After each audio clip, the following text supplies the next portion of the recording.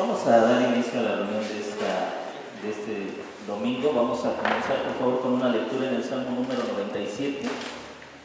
Salmo número 97. Comenzamos la reunión con la lectura del Salmo número 97.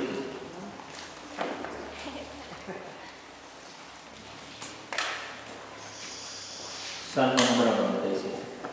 Dice el Salmo, vamos a hacer la lectura de forma alternada. Salmo número 97. Comienza diciendo: el Señor reina, regocíjense la tierra, alégrense la multitud de las islas. Nubes y oscuridad alrededor de él, justicia y juicio son el nacimiento de su gloria. Un fuego avanza delante de él, que abraza a sus adversarios en derredor. La tierra vio y se estremeció. Ante la presencia del Señor las montañas se derriten como cera, delante del Señor de toda la tierra. Los cielos anunciaron su justicia y todos los pueblos vieron su gloria. Sean avergonzados todos los que sirven a imágenes talladas y cuantos se gloríen en los ídolos. Póstrense ante él todos los dioses. Se alegró y las hijas de Judá, oh Jehová, le gozaron sus juicios. Porque tú, oh Señor, eres altísimo sobre toda la tierra, infinitamente enaltecido sobre todos los dioses. Los que amáis a Jehová, aborreced el mal. Él guarda las almas de sus santos, de mano de los impíos los libra. Luz está sembrada para el justo y alegría para los rectos de corazón. Alegraos justos en Jehová y alabad la gloria de su santidad. Amén. Ahí tenemos la lectura de la palabra del Señor. Les recomiendo, hermanos, que a partir del Salmo 90 lean cada uno de estos salmos y se van a dar cuenta cómo en cada uno de ellos se habla acerca de la creación misma, sobresaltándose, los ríos con ímpetu, los árboles, la tierra misma estremeciéndose. Pero ¿sabe en qué contexto lo dice? En el contexto de la salvación del pueblo del Señor. De forma metafórica, cada uno de estos salmos nos anunciaban la venida del Mesías, el día en que el Señor vendría a salvar su pueblo, y cómo toda la creación respondería ante eso de manera que mostraría la majestad de esta salvación. ¿Qué quiero decir con esto? Bueno, nosotros hemos visto fuertes huracanes, el temblor que acaba de pasar, pero ¿qué nos dice esto a nosotros como iglesia? Esto no nos habla a nosotros del fin del mundo, sino la redención del pueblo de Dios. Es decir, toda la tierra habla acerca de esa gran salvación que Dios ha provisto para su pueblo. Entonces, el corazón del creyente es un corazón que en todo momento se regocija. ¿Por qué? Porque nosotros tenemos una salvación que ha sido efectuada, asegurada en la cruz del Calvario. Mientras que otros pueden estremecerse, yo no le digo que usted no deba sentir temor de repente frente a un temblor, por ejemplo, pero la confianza que tenemos es que mientras que para unos anuncia juicio, para nosotros nos recuerda la gran salvación que ha sido efectuada en la cruz del Calvario. Y haciendo o atendiendo a este salmo, bueno, nosotros estamos aquí para alabar a este Dios todopoderoso que hace que la tierra se estremezca, que los vientos soplen con ímpetu. Nosotros hemos sido llamados para alabar al Señor y regocijarnos en Él. Inclinemos nuestro rostro y vengamos en una oración. Padre, en esta tarde la iglesia está reunida delante de tu presencia porque hemos escuchado el llamado que nos has hecho a través del Evangelio para que, reunidos en tu nombre, nos acerquemos delante de ti y te alabemos con todo nuestro corazón. Quienes estamos presentes, Señor, hemos respondido a este llamado. Un llamado, Señor, que nos has hecho a través del Evangelio a venir a una salvación tan grande que hoy disfrutamos. La iglesia está reunida no porque no tenemos otra cosa mejor que hacer, sino porque hemos sido comisionados a hacer la mejor de las cosas, alabar a aquel que es Señor sobre toda la creación. Hemos sido llamados a hacer lo más importante. La razón por la que el hombre fue creado fue para glorificar a Dios en todas las cosas, pero el pecado ha distorsionado este llamado, y nosotros, por la fe en Jesucristo, hemos sido restaurados, hemos sido salvos de esa condición perversa en la que nos encontrábamos, de rebeldía, de obstinación, de pecado. Y aquí estamos como fruto de esa salvación.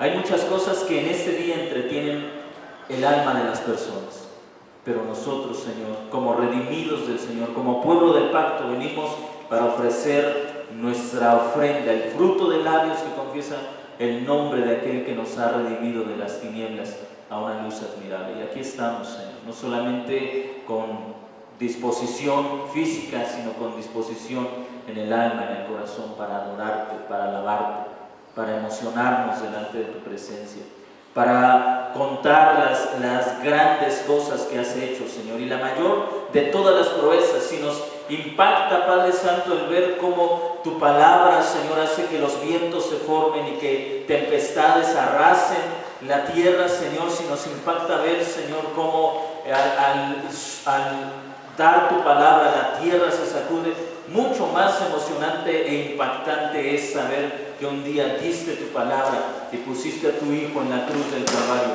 para redimir, Señor, a tu pueblo de la condenación del pecado. Gracias, Padre, gracias por todos esos actos maravillosos que tú has hecho en favor de tu pueblo. Gracias en el nombre de nuestro Señor y Salvador Jesucristo. Amén. Vamos a seguir adelante cantando las proezas del Señor.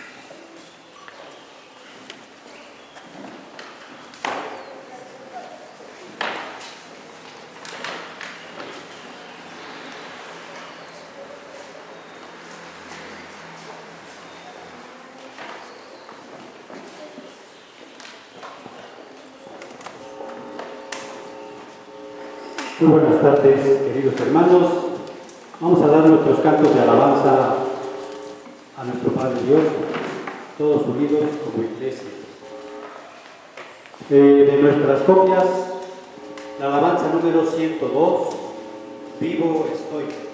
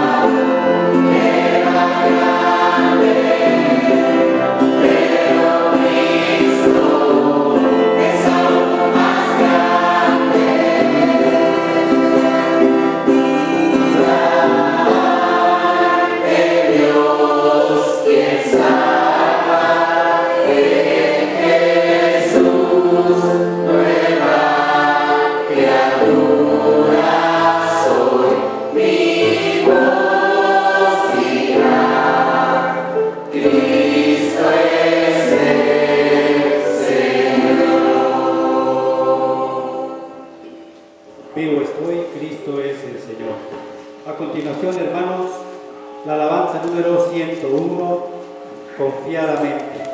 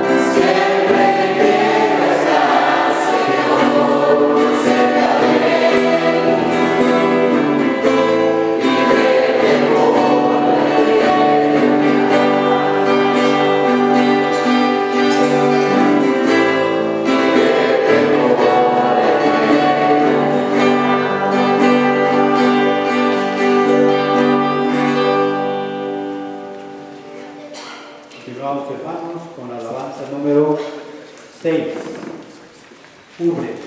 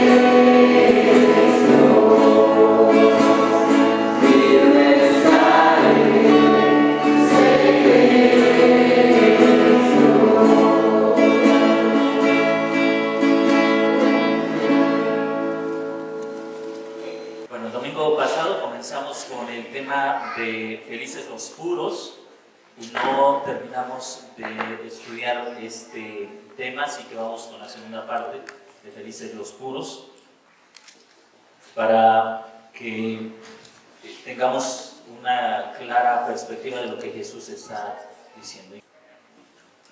Evangelio de Mateo capítulo 5, verso 8,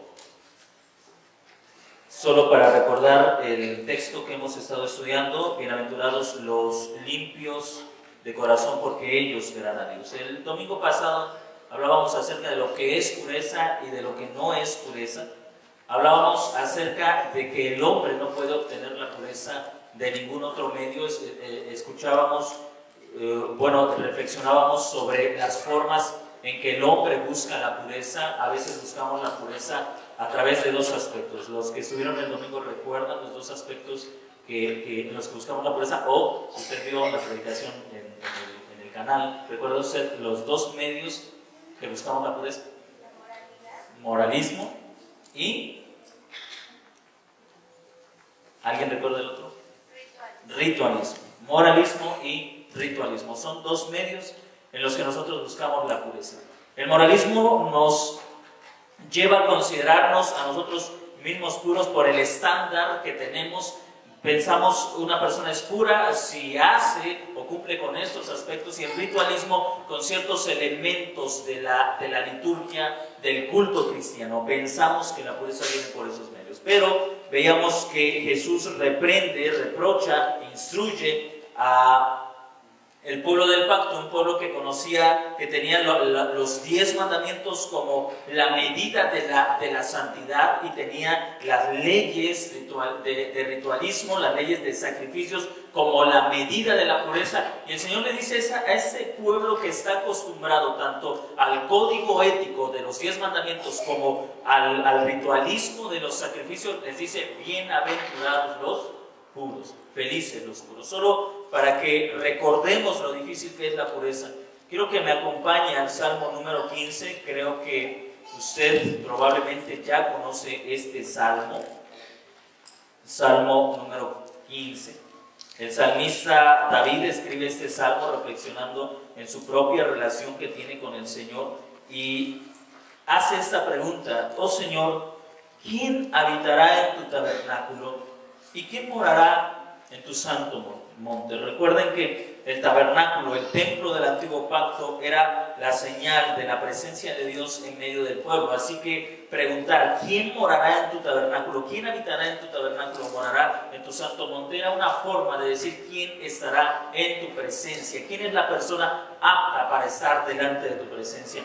Y el salmista contesta en el verso 2 con estas palabras: el que anda en integridad y hace justicia, habla verdad en su corazón, el que no calumnia con su lengua, ni hace daño a su prójimo, ni hace agravio a su conciudadano, aquel ante cuyos ojos el vil es menospreciado, pero honra a los que temen al Señor, el que jurando aún en su propio daño, no por eso deja de cumplir, que no presta su dinero con usura, ni acepta soborno contra el inocente. El que hace estas cosas no será conmovido jamás. El salmista David habla acerca de un hombre que es completamente justo y misericordioso. Justo porque hace todo lo recto, incluso desprecia al malvado, y misericordioso porque actúa con bondad, con amor, con paciencia hacia aquellos que son débiles, comparándolo consigo mismo. Así que, hermanos, creo que el estándar de la pureza es algo que ninguno de nosotros puede lograr por sus propios medios, por sus propios esfuerzos. En esta tarde vamos a ver cómo nosotros podemos llegar a ser personas puras. No puras según el aspecto o según el estándar del moralismo, ni según el estándar del ritualismo, sino puras a la luz de la palabra de Dios. Puras, como dice David, el que habla verdad en su corazón, es decir, con una pureza que surja del interior del ser humano, y no solamente una pureza externa, una pureza interna.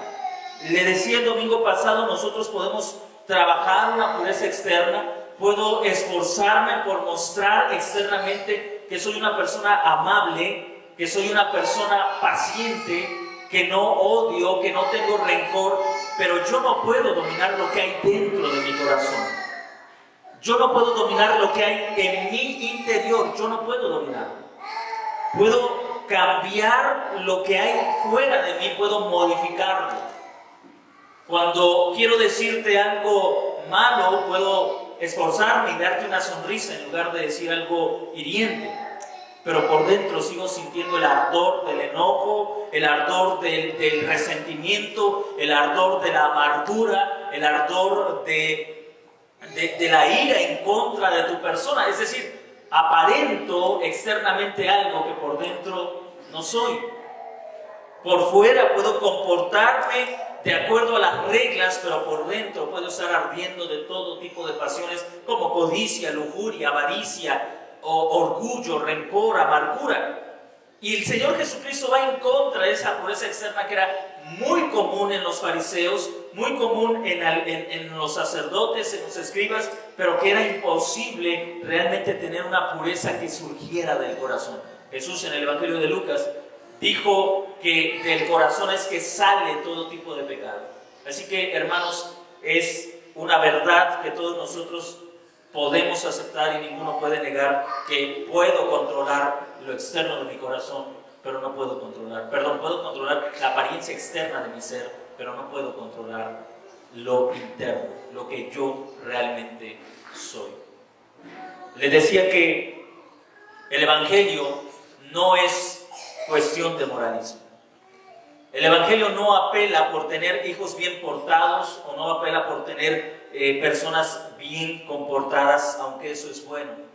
Pero el Evangelio nos llama a ser renacidos, a ser hechos de nuevo, porque estamos tan inclinados al pecado. De hecho, el Señor en el libro del profeta Jeremías, si no me equivoco, en el capítulo 17 o 19, reprende a la nación de Israel, a Efraín, me parece, particularmente les dice, el pecado está grabado en sus corazones con punta de diamante. Es decir, está tan pegado en ustedes que ustedes no pueden hacer nada para ser diferentes. Quiero, antes de ir a los puntos que vamos a tratar, cómo alcanzar una pureza que no podemos alcanzar de manera física o algo que no podemos hacer nosotros, quiero detenerme aquí y hacerle una pregunta a usted. ¿Es usted una persona pura? ¿Es usted una persona pura? Salomón dijo, hay generaciones que se consideran puros, pero no se han limpiado de sus mismas o de sus propias inmundicias. ¿Es usted una persona pura? Más allá de lo que otra persona pueda pensar de usted. A veces nos consolamos acercándonos entre nosotros mismos y decir, ¿qué piensas tú de mí? Y bueno, generalmente nos van a decir, pues yo pienso que tú eres una buena persona, te admiro en esto y en esto y en esto y en esto. Pero ahí donde nadie más puede entrar, donde solamente usted se conoce y Dios le conoce perfectamente, puede con sinceridad decir que es una persona pura. ¿Cómo alcanzamos la pureza? Comenzábamos el domingo pasado y no lo terminábamos, pero vamos a regresar ahí. Primera de Juan, capítulo 1, versículos 7 al 9.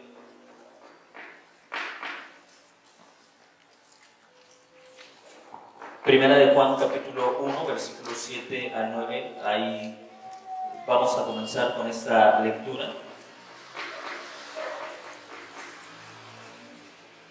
Cuando alguno de ustedes tenga la lectura, puede hacerla, por favor, puede leer estos versículos. Pero si andamos en luz, como Él está en luz, tenemos comunión unos con otros, y la sangre de Jesucristo, su Hijo, nos limpia de todo pecado. Si decimos que no tenemos pecado, nos engañamos a nosotros mismos, y la verdad no está en nosotros. Si confesamos nuestros pecados, Él es fiel y justo para perdonar nuestros pecados y limpiarnos de toda maldad. Gracias, hermano. Es paradójico, es contradictorio que la pureza comienza precisamente con la convicción de que no la tenemos. El camino a la pureza comienza dándonos cuenta que no somos puros. El apóstol Juan escribe a la iglesia estas palabras: si vivimos en luz, así como Él está en la luz, tenemos comunión unos con otros. Tenemos comunión unos con otros. Observe usted cómo el apóstol Juan instruye a la iglesia respecto a la comunión. Y sabe, hermanos, que a veces el pensar que somos puros cuando no lo somos impide la comunión en lugar de favorecerla. ¿Sabe cuál es la razón por la que muchas veces no nos podemos llevar bien, ya sea en la familia o en la relación de la iglesia? La razón fundamental es que pensamos que somos puros cuando no lo somos. Entonces, ¿qué pasa? Si yo me considero mejor que tú, voy a distanciarme de ti o no puedo llevarme contigo porque yo tengo una percepción de mí superior a la que tengo de ti. Probablemente te considero un cristiano carnal, poco espiritual o ni siquiera cristiano, y me comienzo a alejar de ti porque tengo un concepto de pureza muy, muy elevado de mí mismo. Observe usted cómo el apóstol Juan escribe: si vivimos en la luz, como Dios está en luz, tenemos comunión unos con otros. Ahora, observe que no dice si somos perfectos, como Él es perfecto, tenemos comunión entre nosotros. No, sino si vivimos en luz. Y el apóstol Juan escribe, y la sangre de su Hijo Jesucristo nos limpia de todo pecado. Es decir, lo que Juan está diciendo es que vivir en la luz de Dios es estar plenamente conscientes de que no somos como Él es. Él es santo y nosotros no somos completamente santos. Es decir, somos santos porque Él nos ha rescatado del mundo, pero somos conscientes del residuo de pecado que hay todavía en nosotros. Ahora, ¿cómo es posible que ser consciente de mi pecado me haga estar en comunión con la iglesia? En comunión con la iglesia. ¿Saben? A veces sucede que cuando soy consciente de mi pecado,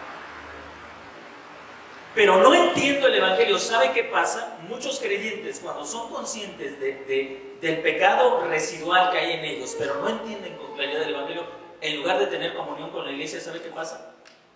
Se alejan.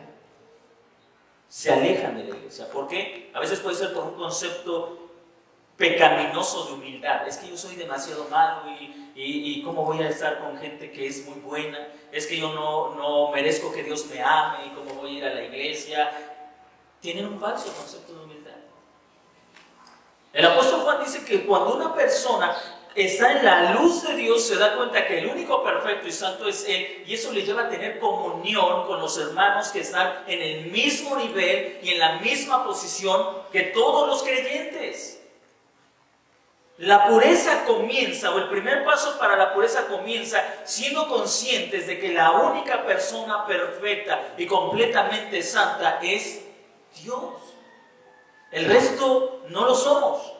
Todos nosotros aspiramos a algo que no tenemos. El verso dice, y la sangre de su Hijo Jesucristo nos limpia de todo pecado. Observe usted cómo el apóstol Juan está fundamentando la comunión del cristiano no en la perfección o en el récord de perfección de los hermanos. A ver, vamos a llevarnos con todos los que sí se están esforzando o todos los que sí son buenos creyentes. Todo lo contrario, el apóstol Juan está mostrando que la verdadera comunión surge de una iglesia que es consciente de que la pureza no es algo natural en ellos.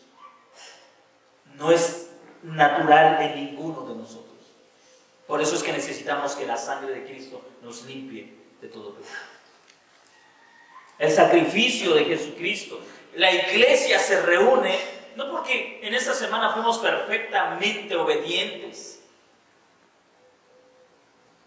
Yo creo que ninguno de nosotros puede estar aquí con la plena de conciencia de que vivimos una semana tan perfecta y tan obediente que no hay otra cosa que hacer más que venir a la iglesia y decir, Señor, ¿te diste cuenta cómo viví la vida cristiana en esta semana?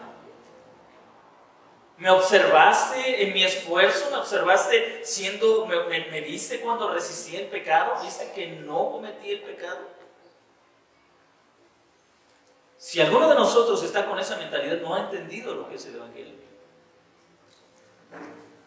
Observa usted cómo la mayor dificultad para relacionarnos entre nosotros como iglesia no está en el pecado del otro, sino en mi propio pecado. El mayor estorbo para llevarme bien con todos mis hermanos no está en la debilidad de ellos, está en mi propio pecado que me hace alejarme por un falso concepto de perfección, ya sea de ellos o de mí. Porque a veces puedo pensar, es que yo no me llevo con esos hermanos porque ellos sí son perfectos, yo no. O al revés, yo no me llevo con ellos porque yo sí soy perfecto y ellos no. Pero el apóstol Juan nos lleva a comprender que la verdadera pureza no está en ningún resultado del esfuerzo de aquella iglesia y no puede estar en nuestros propios esfuerzos. La sangre de Cristo nos limpia de todo pecado, es decir, la sangre de Cristo nos hace puros. Lo primero que hace la sangre de Cristo es quitarnos la culpa del pecado que hemos cometido en nuestra antigua vida lejos de Dios. Muchas personas no pueden relacionarse con otros creyentes porque la culpa de sus pecados pasados los alejan de otros creyentes.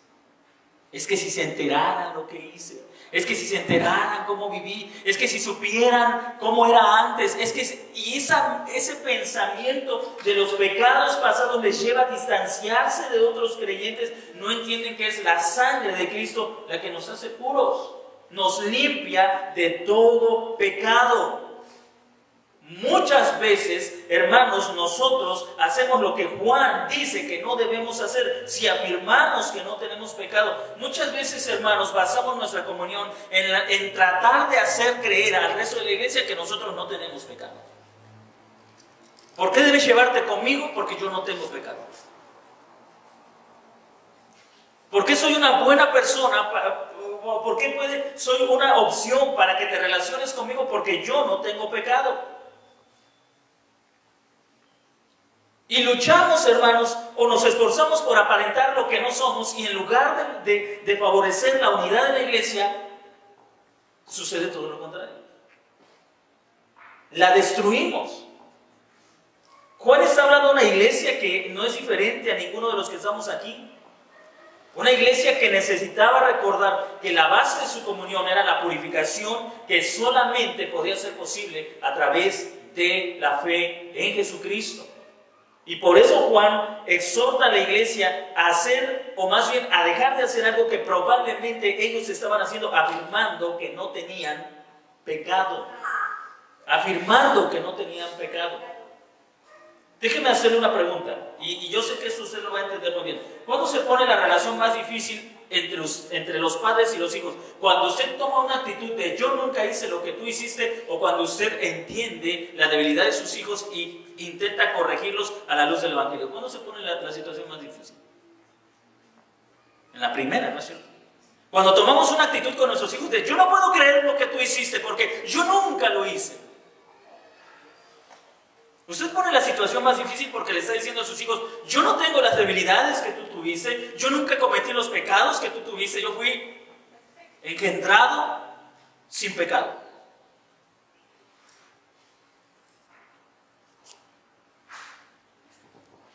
Complicamos la relación cuando tomamos una actitud de superioridad, cuando tomamos una actitud de perfección que ninguno de nosotros posee. Cuando no entendemos, se da cuenta que la comunión en una iglesia no tiene que ver con la perfección de sus miembros, sino con la conciencia de que no lo son. La relación en una iglesia no tiene que ver con la perfección de sus miembros, sino todo lo contrario, con la comprensión de que no lo han alcanzado, de que no lo son. La pureza comienza con el primer paso, reconocer que no somos lo que pensábamos que éramos. Que no somos lo que pensábamos que éramos. ¿Con quién fue la relación más difícil? Hermanos, en el caso del Señor Jesucristo, ¿con quién fue la relación más difícil? ¿Con los fariseos y los sacerdotes que se pensaban perfectos a sí mismos, o con aquellos que sabían a todas luces que eran pecadores? Con los fariseos. Jesús se sentaba a la mesa dicen los evangelios, con las prostitutas, con los publicanos, con los recaudadores de impuestos. Ellos sabían que eran gente pecadora y Jesús, ellos lo reconocían y sabían que ellos no tenían ningún derecho de que Jesús estuviera en medio de ellos, y esa actitud de humildad hacía que Jesús se acercara a ellos. Por otro lado, los fariseos, con una mentalidad de yo soy perfecto, alejaban a Jesús.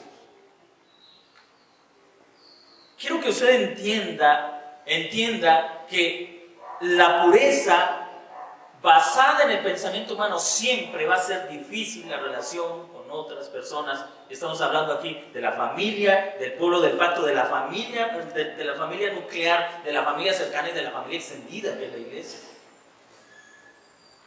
Siempre va a ser difícil la relación. Pero cuando la pureza surge de una comprensión de que no lo somos, nos va a acercar. ¿Por qué? No porque toleramos el pecado, sino porque entendemos que la misma necesidad que tengo yo de que mi culpa sea lavada con la sangre de Cristo, la tiene mi hermano que está siendo afectado por la culpabilidad de un pecado que probablemente siente que no puede ser, o que no ha sido perdonado por la misma gracia que a mí me salvó. Cuando yo me considero a mí mismo puro y estoy con alguna persona que ha pecado y no sabe cómo sobreponerse, no sabe si Dios incluso le perdonará, mi propia pureza puede hacerme decirle, pues ¿para qué pecas?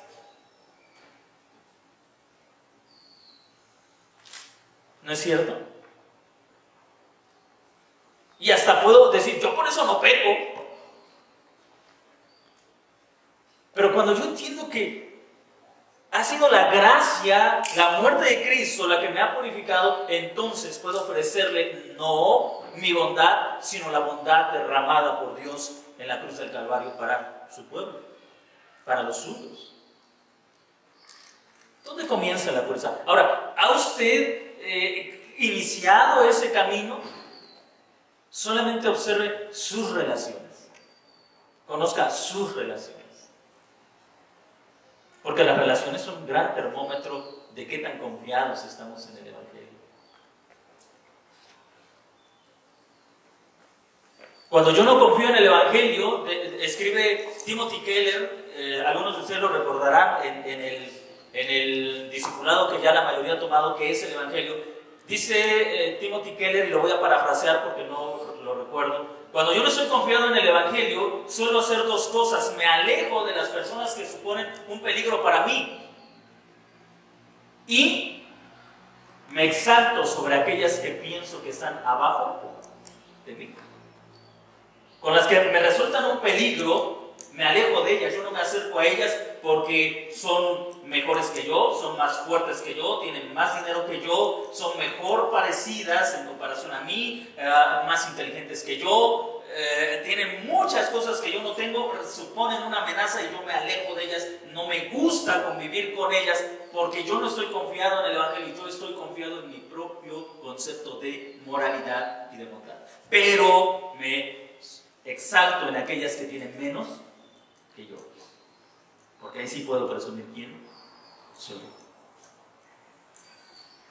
El Evangelio, hermanos, lo primero que hace es hacernos conscientes de que no somos lo que pensábamos que éramos, y eso nos lleva a buscar en Cristo la pureza de nuestro pensamiento, de nuestra mente, y eso va a ser evidente en la forma en que nos estamos relacionando unos con otros.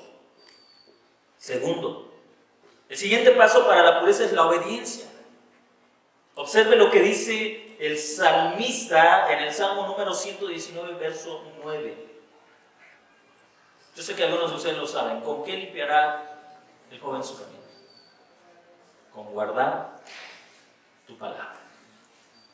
Así que la pureza primero tiene un aspecto, algo que Dios hace en mí, aplica el sacrificio de Jesucristo en mi vida, me purifica de mi mala conciencia, de mis pecados pasados y de mis pecados presentes, pero la pureza también tiene algo que me llama a ser, que debo ser obediente a la palabra de Dios. Entiéndase esto, nadie puede purificarse por sus propios esfuerzos. Obediencia debe ser igual a humildad. Si yo entiendo que yo no puedo purificarme por mis propios esfuerzos, tengo que ser obediente a la palabra de Dios. Porque si no lo soy, entonces tengo mi propio medio de purificación. Hay personas que piensan así: bueno, ya cometí un pecado, bueno, el domingo me arrepiento, el domingo llego temprano a la iglesia, el domingo ayuno o hago oración y ya con eso, ya tienen su propio medio de purificación.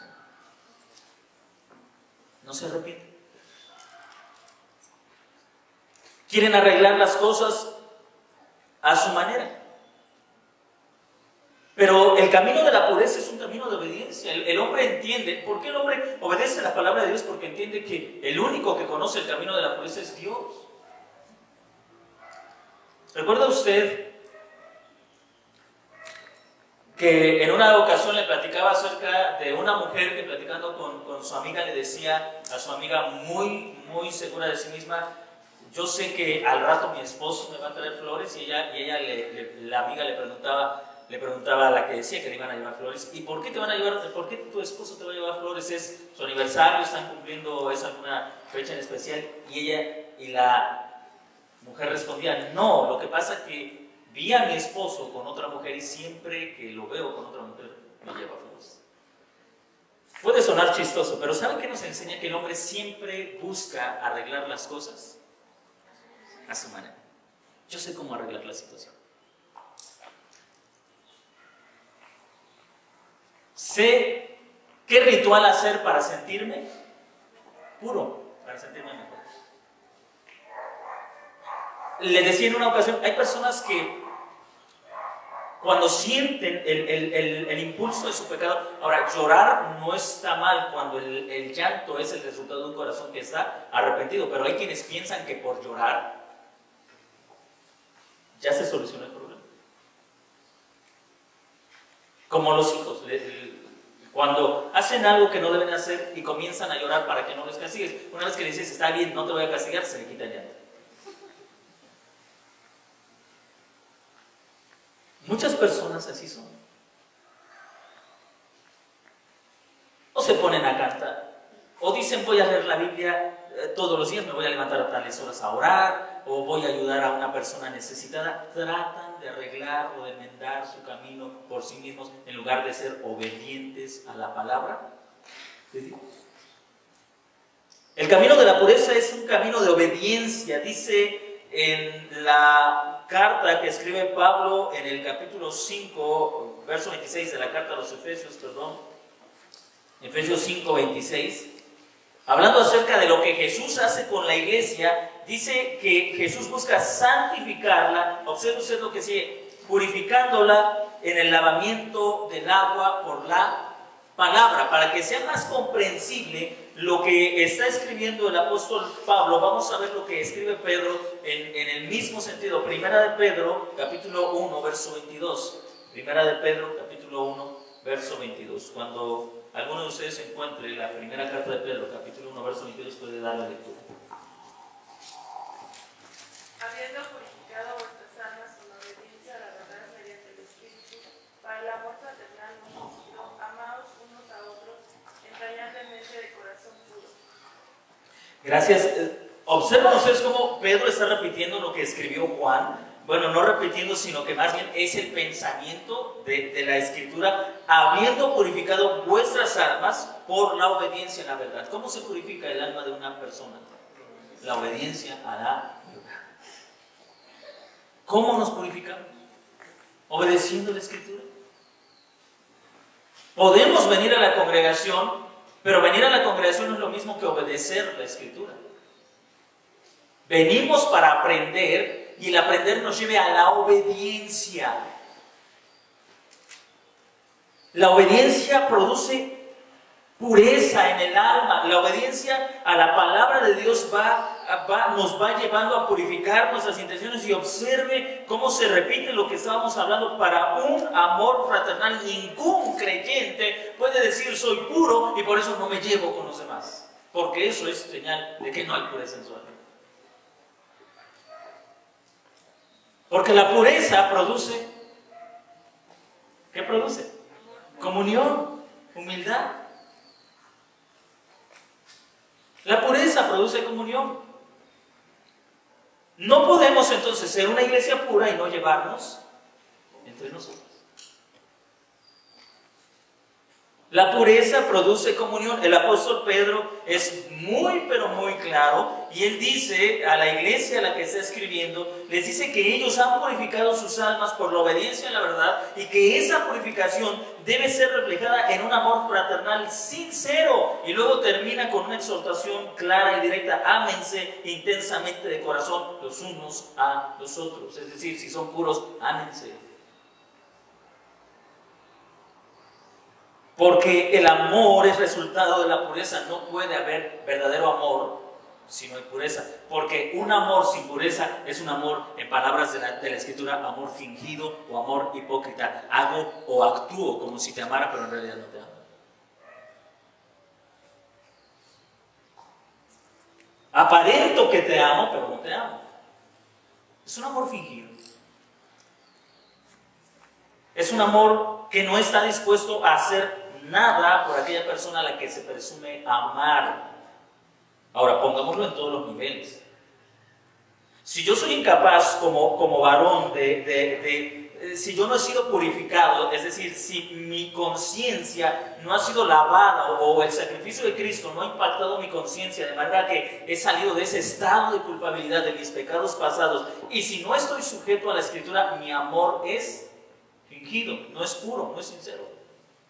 Así que el amor que tengo hacia mi esposa es un amor fingido. El amor que tengo hacia mis hijos es un amor fingido. Y el amor que tengo hacia la iglesia es un amor fingido. ¿Está usted notando eso? Es decir, yo no puedo amar a mi esposa y no amar a la iglesia. O amar a la iglesia, pero no amar a mi esposa. Pero pongámoslo en cada área. Eso las pone a ustedes mujeres en el mismo nivel, a los hijos en el mismo nivel. Si no has sido purificado, tu amor hacia tus padres es un amor hipócrita. Tu amor hacia tus hermanos es un amor fingido. Tu amor hacia la iglesia es un amor fingido.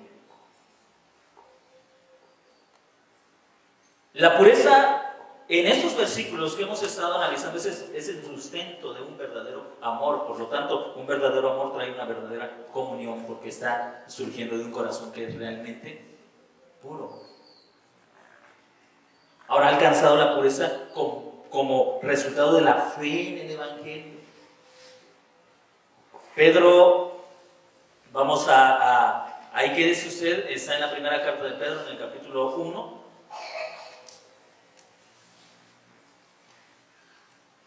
Y quiero leer de nuevo el verso 22. Habiendo purificado vuestras almas por la obediencia a la verdad, para un amor fraternal sincero.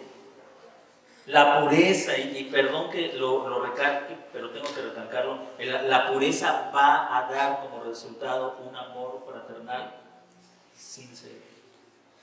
Si usted quiere saber qué es un amor fraternal sincero, puede leer el resto de la carta y va a aprender mucho sobre ese amor. Por ejemplo, en el capítulo 2, verso 1 dice: desechando pues toda malicia, engaño, fingimiento, envidias y maldiciones. Es decir, un amor que no es el resultado de la pureza es un amor malicioso. Un amor fingido, un amor que tiene envidia y que incluso maldice. Observa usted esto. Entonces lo que llamamos amor no es otra cosa más que un engaño. Porque no es porque, observe usted cómo no es porque la persona o la iglesia o la familia a la que soy llamado a amar sea tan difícil de amar, es porque mi corazón no es puro. He buscado la pureza en el ritualismo o en el moralismo y eso me ha hecho una persona mentirosa que finge y que maldice a aquellas personas a las que no puedo amar con otra clase de amor. El Señor Jesucristo está hablando de algo, mis hermanos, que no puede ser imitado, de algo que no puede ser logrado por ningún otro medio, sino solamente a través de una sujeción voluntaria, de aceptar la limpieza del sacrificio de Cristo y una sujeción voluntaria a la palabra de Dios. En otras palabras, la persona pura aprende a decir: yo no sé. Por ejemplo, si hablamos del amor, yo no sé cómo amar a mi esposa, cómo amar a mis hijos, cómo amar a la iglesia, cómo amar a mi familia. ¿Qué hace? Entonces va a la palabra de Dios. Porque solamente en la palabra de Dios puede encontrar lo que realmente significa amor. Es una persona obediente. De otra manera, tenemos muchas maneras de definir el amor. No, yo sí amo a mi familia, porque cuando necesitan algo se los doy. O yo sí amo a la iglesia, porque cuando hay que hacer algo lo hago. Tenemos nuestras propias definiciones de amor. Ahora,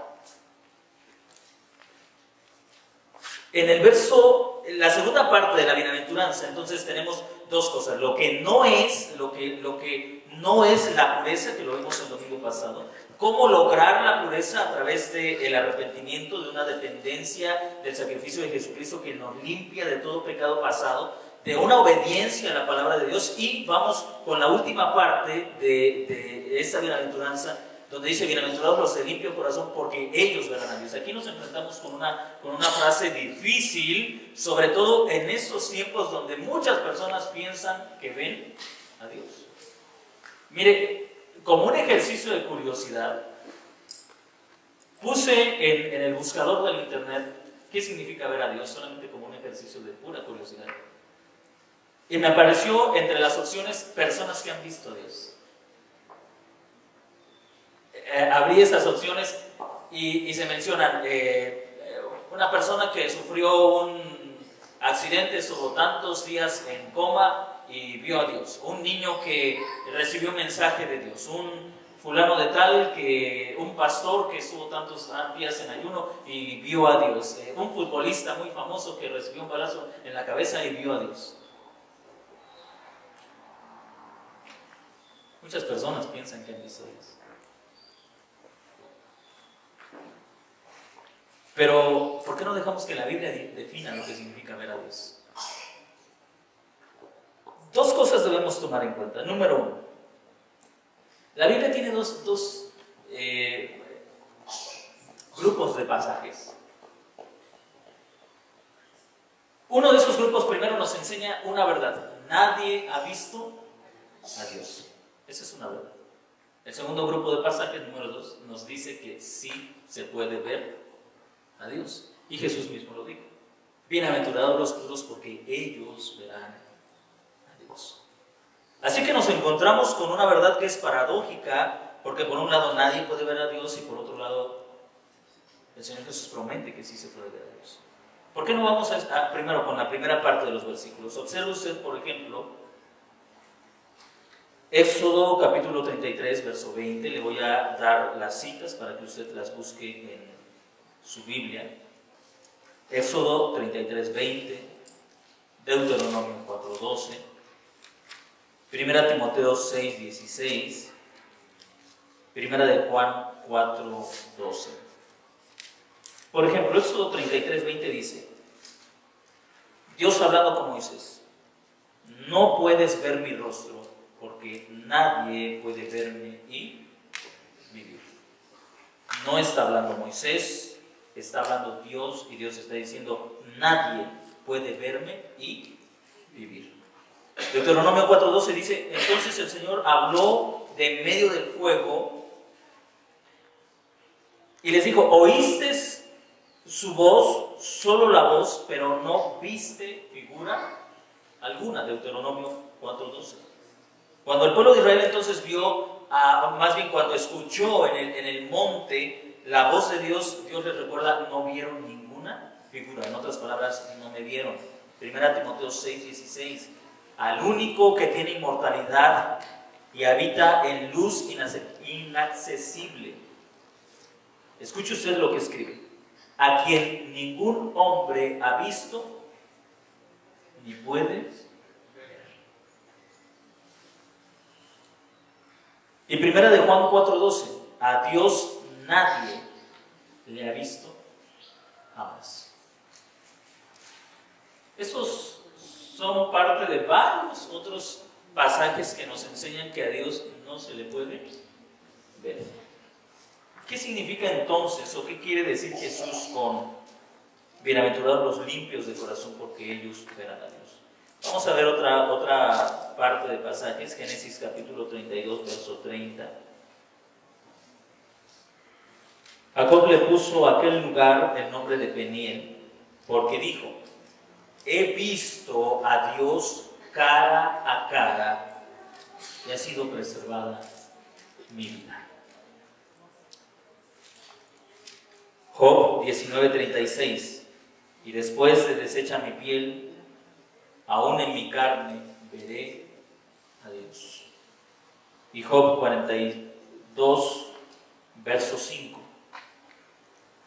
He sabido de ti solo de oídas, pero ahora mis ojos te ven.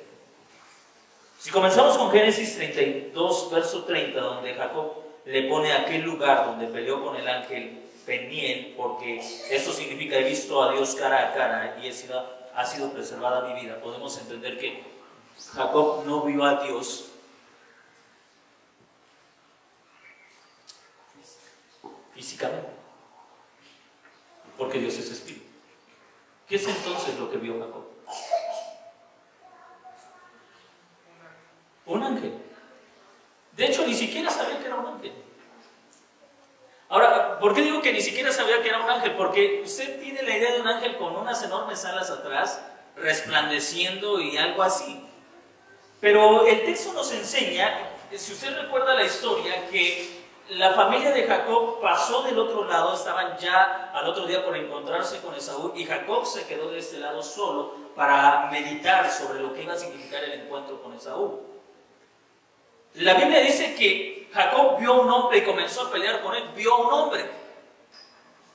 ¿Qué pensó Jacob? Probablemente que este hombre venía a robarle lo que tenía o quería matar a su familia. No sé qué pensó, pero él ni siquiera le pasó por la mente que era un ángel o que era el ángel del Señor, mejor dicho, porque no era un ángel, era el ángel del Señor. Vio a un hombre. No lo supo distinguir. Eso significa que no tenía nada que le hiciera sospechar siquiera que era, siquiera un ángel. Él comienza a pelear, Génesis dice que comienza a pelear con él hasta que se da cuenta que no era un hombre común y corriente como él, no era un ladrón que venía a saquear lo que tenía, no era un hombre que venía a aprovecharse de él, era alguien sobrenatural. El texto nos enseña que a quien Jacob ve es lo que teológicamente se conoce como una teofanía o la manifestación física, humanamente física de Dios. Él vio a un hombre, o más bien la gloria de Dios fue velada por un cuerpo humano.